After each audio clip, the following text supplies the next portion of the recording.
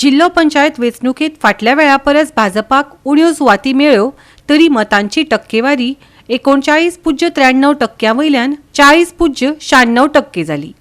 2027 वर्साचे विधानसभा वेंचणुकेत भाजपा मगो युतीक 30 सुवात्यो मेळटल्यो। भाजप प्रदेशाध्यक्षान पत्रकार परिशदेत दावो केला।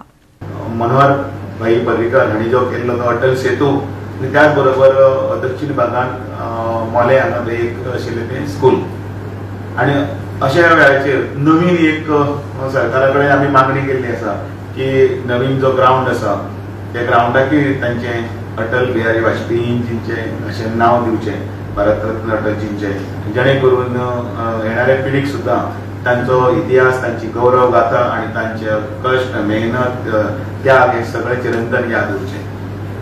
सगळ्या मतदारसंघांनी अटलजीच्या स्मृती भितर 10 वर्स आसा तांचो जन्म जाल्लो त्या दिवसा 1924 पासून ते 100वें वर्स आमी सगळे हें करतात।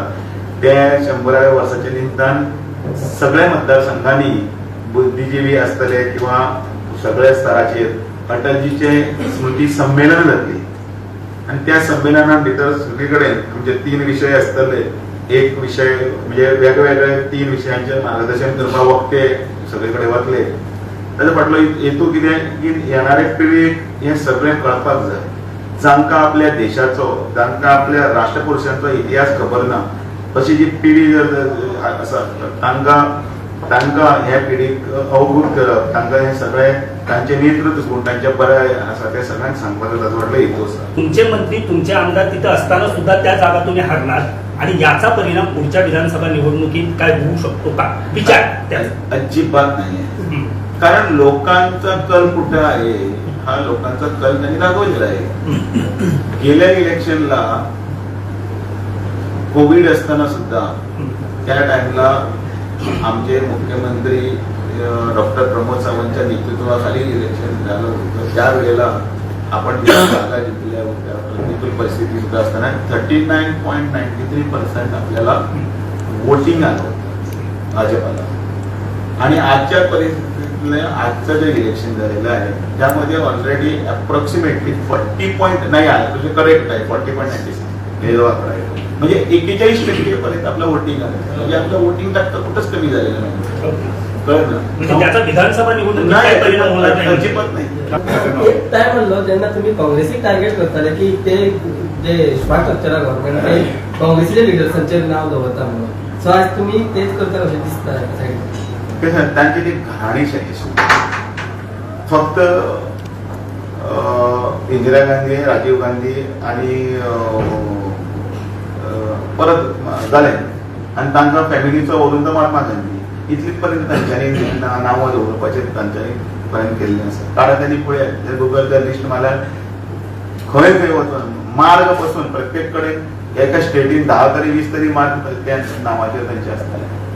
नांव दवरलें म्हणून काय हें ना, पण नांव काय कोणाचें दवरचें ताचो आदर्श आसचो, ताच्या नांवाचेर कोणी तरी भुरग्यांनी विचारपाक जाय सुद्दां फुडले पिळगेक आवय बापाय हें नांव कोणाचें, ताचें हें कितें ताकाय तें कळपाक जाय। हें आमच्या राष्ट्रपुरुशांचें, आमच्या विकास पुरुशांचें आसा। अटल बिहारी वाजपेयींचें नांव आसत किंवा खंय तरी लालकृष्ण अडवाणींचें नांव आसत, दीनदयाळ उपाध्यायांचें नांव आसत किंवा श्यामाप्रसाद मुखर्जींचें नांव आसत। हे सगळे जे आसात ते देशा खातीर आपले प्राण त्याग केल्ले आसा आणि ते करतना तांच्यांनी एक या कोणूच फॅमिलीक एकल्याक कोणाकच इंटरकनेक्टेड ना, कोणाचो फॅमिली हें काढतानी पळय। आणि म्हणून ही जी नांवां आसा ती स्फूर्तीदायक आसची, नांवां ही वीर पुरुशांची आसची, स्फूर्तीदायक आसची आणि फुडल्या इतिहासाक भितर सुद्दां ते फुडें वरपाक। म्हणल्यार तुम्ही इनडायरेक्टली जे महात्मा गांधी जावं इंदिरा गांधी हांचे म्हणटा तुमी आसूंक जायना। हांवें परत एकदां सांगता, परत एक सांगता, सरदार वल्लभभाई पटेल हे लोहपुरुष तांचे कार्य आसतलें। परत आमी फॅमिलीचीच नांवां हाडची न्ही, परत हाडची न्ही, परत एकदां अंडरलायन सारकें आयकय। एखादे वेळ खंय तरी दवरलें ओके, पण सबंद बरोबर ती नांवां ही हाडची। गोवा 365 खातीर मनीषा जाधव आनी वैष्णवी साळगांवकर।